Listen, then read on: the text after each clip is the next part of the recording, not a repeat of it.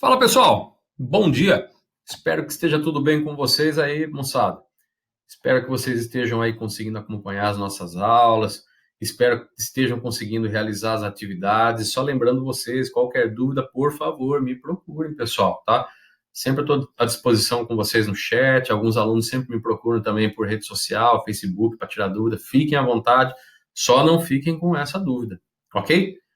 Aula de hoje, galera, estrutura industrial brasileira. Aliás, uma coisa que vocês vão perceber, pessoal, a partir dessa aula 17, é que a aula 17, 18, 19 e a 20, nós vamos trabalhar vários conceitos já vistos, mas mediante a realidade brasileira.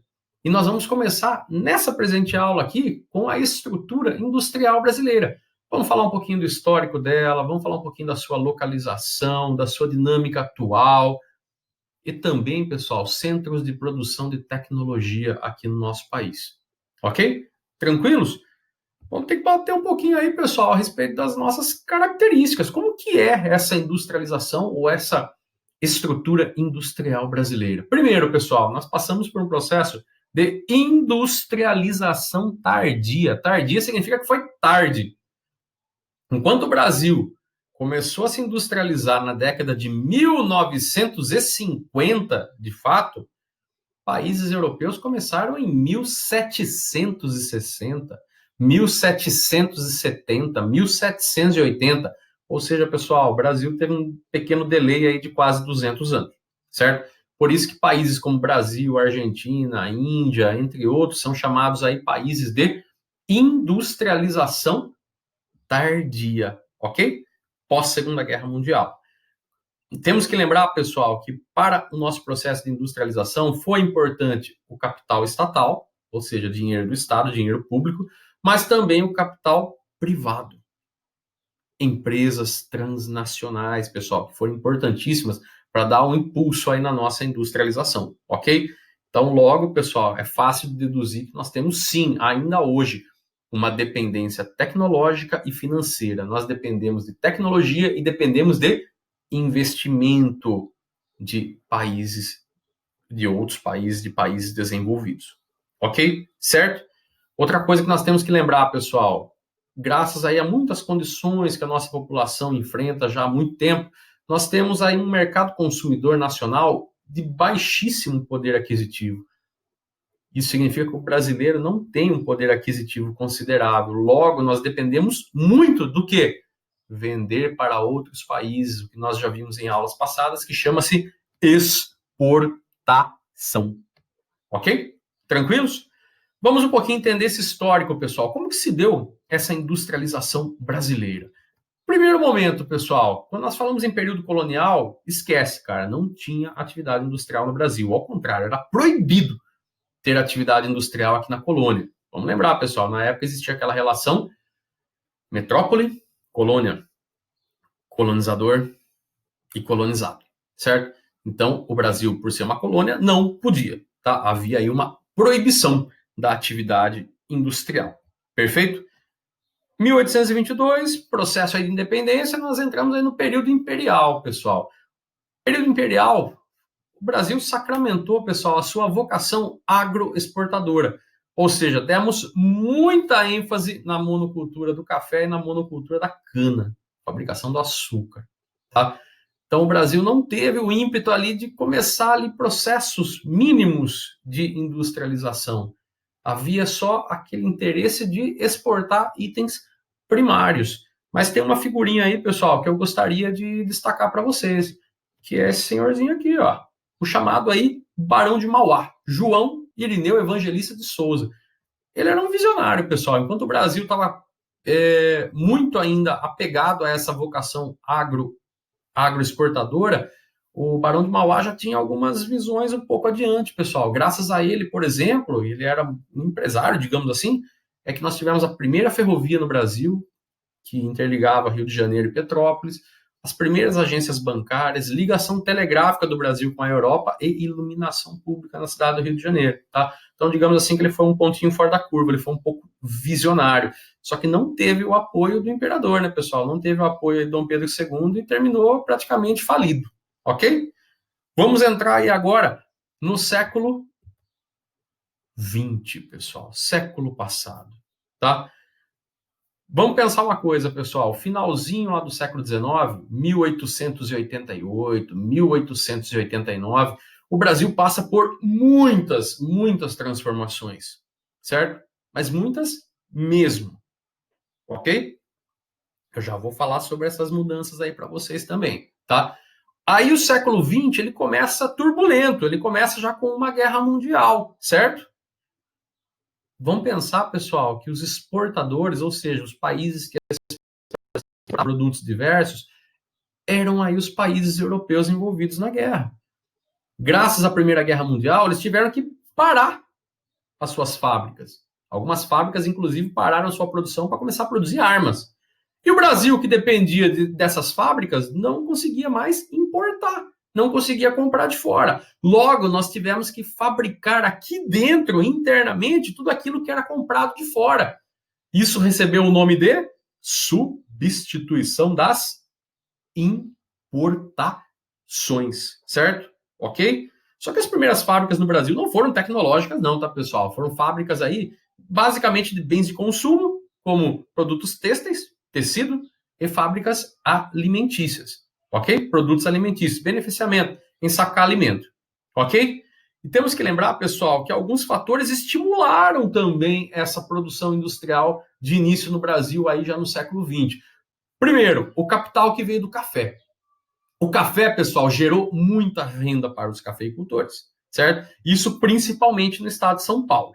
Somado à ocorrência de minério de ferro em Minas Gerais, lá no quadrilátero ferrífero, que vocês estudaram ano passado, e a presença de petróleo lá no litoral do Rio de Janeiro, isso facilitou bastante o impulso aí para a industrialização brasileira, certo? Soma-se a isso que nós temos aí na região sudeste bastante rios de Planalto, com grande potencial hidrelétrico. Soma-se a isso estrutura ferroviária já da época do café, estrutura bancária, lembra lá do Barão de Mauá, estrutura portuária, que é o caso do Porto de Santos, tudo isso favoreceu muito a industrialização brasileira na região sudeste, principalmente no estado de São Paulo. E lembra que eu falei para vocês que o século, pessoal, o século XIX, ele terminou com algumas mudanças aqui no Brasil? Pois bem, 1888, nós tivemos a libertação dos escravos, pessoal. Lei Áurea. Com isso, para trabalhar nas colheitas de café, foram atraídos vários imigrantes europeus. Perfeito? Esses imigrantes europeus e mais esses ex-escravos acabaram por formar aí o que nós chamamos de mercado consumidor, ou seja, tinham já pessoas que precisavam de produtos, então precisava fabricar. Então isso acabou servindo aí de impulso também, ok? Mas como é que se deu esse desenvolvimento, pessoal? Eu coloquei aqui por períodos, tá? Década de 30 a década de 40. Nós tivemos aí ponto marcante, governo Getúlio Vargas, cara. Vargas investiu demais, pessoal, nas chamadas indústrias de base, que são aquelas indústrias que nós já vimos que produzem matéria-prima para outras indústrias, tá? Como, por exemplo, as siderúrgicas, as mecânicas, as petroquímicas e por aí vai. Ok? Também no governo Getúlio Vargas, pessoal, muito investimento em infraestrutura, estradas, portos e por aí vai. Só para vocês terem uma ideia, o governo Getúlio Vargas, pessoal, nós tivemos aí a instalação da CSN, Companhia Siderúrgica Nacional. No segundo governo dele, a criação da Petrobras. Só para vocês terem uma ideia. Foi durante o governo de Getúlio que nós tivemos aí a instituição da CLT, consolidação das leis do trabalho. Antes disso, o brasileiro trabalhava várias horas por dia, pessoal. Só a partir da década de 30 que começaram a existir aí as leis trabalhistas, ok? Que permitiu também um desenvolvimento aí dessa industrialização nascente aí do Brasil, ok? Década de 50, pessoal. Opa, década de 50 o Brasil começa a se modernizar, principalmente no governo JK, Juscelino Kubitschek de Oliveira, pessoal. Você já deve ter estudado em história, plano de metas. Ele tinha ali o objetivo de fazer o Brasil crescer 50 anos em 5. Como? Com mais investimentos em infraestrutura, atraindo as empresas transnacionais, e com isso realmente ele conseguiu, ele aumentou o parque industrial brasileiro, e nós tivemos aí principalmente a entrada de automobilísticas e, consequentemente, indústrias aí de bens de consumo duráveis, como, por exemplo, os eletrodomésticos. Ok? Aí nós tivemos a década de 60 e 70, pessoal, transição para o governo militar, governos militares que investiram muito também em infraestrutura. O Brasil passou por um surto industrial de 1968 até 73, ficou conhecido, milagre econômico. Só que aí veio o ano de 73, né, pessoal? Crise do petróleo, crise lá nos Estados Unidos, crise do dólar, como nós vimos em outras aulas, né? Isso daí atrasou um pouquinho o processo de industrialização brasileiro, tá? Ao contrário, levou até uma crise. Só que nesse meio tempo, os governos militares instalaram a Zona Franca de Manaus, que nós falaremos mais para frente, o Polo Industrial de Camaçari, na Bahia, polo petroquímico, e também o surgimento da Embraer, a empresa brasileira de aeronáutica, fabricante de aviões até hoje, tá? Década de 80, né, pessoal? Aquela década perdida, como eu falei para vocês, uma crise generalizada, mundo todo. Tivemos a falência da atuação do Estado brasileiro na economia, na indústria. O Estado não tinha mais dinheiro para injetar nas empresas públicas. Você tem um sucateamento da infraestrutura produtiva no Brasil, monstro, pessoal. Ou seja, nós percebemos aí uma necessidade do Brasil começar a abrir a sua economia. Isso acabou sendo um convite aí para a doutrina neoliberal aqui no Brasil, tá? E, paralelamente a isso, pessoal, na década de 1980, nós tivemos uma descentralização espacial das indústrias. O que significa isso? Se no primeiro momento elas estavam concentradas no estado de São Paulo, a partir da década de 80, elas começaram a se espalhar para outros lugares do país, levando, inclusive, ao que alguns autores chamam de desindustrialização. Convido vocês para dar uma olhadinha nesse mapa e nesse gráfico abaixo. Vejam. Nós temos no mapa, pessoal, a área mais escura aí, a área de industrialização principal ou tradicional do Brasil. E aquela cor um pouquinho mais rosa, mais lilás, são as novas áreas, as novas concentrações industriais. Vocês vão perceber, pessoal, no gráfico, que todas as regiões do Brasil tiveram um aumento do seu processo de industrialização no intervalo de 96 até 2010. Só a região sudeste que teve uma diminuição. Isso não significa que ela deixou de ser importante, tá, pessoal? Não vamos considerar isso, não. Por quê? Ainda temos aí pelo menos 47% da industrialização brasileira, tá? Nossa, professor, mas por que as empresas saíram do estado de São Paulo assim? Por que saíram do Sudeste? Alguns fatores importantes nós temos que lembrar, pessoal. Primeiro, custo da mão de obra muito cara. Preço dos terrenos e dos aluguéis, porque se você tem mais pessoa morando, mais empresa localizada no mesmo lugar, você valoriza a terra, certo? Se tem muito trabalhador, você tem uma organização sindical, tudo tem que ser negociado com o sindicato, isso daí costuma ser um pouco moroso, um pouco dificultoso.